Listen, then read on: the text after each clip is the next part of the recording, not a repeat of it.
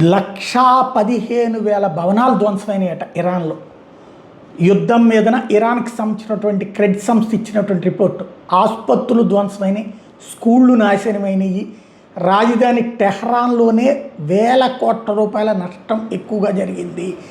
ఆ శిథిలాల నుంచి 1,526 మందిని రక్షించారట.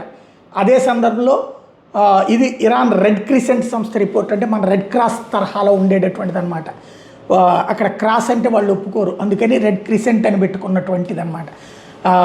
ఆ నేపథ్యంలో ఇప్పుడు కీలకమైనటువంటి పరిణామాలు చోటు చేసుకుంటున్నాయి. రాబోయేటటువంటి రోజులలో ఇంకా పరిణామాలు మారబోతున్నాయి, ఇంకా ధ్వంసం జరుగుతుంది. ఇప్పటిదాకా జరిగింది కనీసం 2-3 లక్షల కోట్ల రూపాయల ఆస్తులు ధ్వంసమైనవి ఇరాన్లో.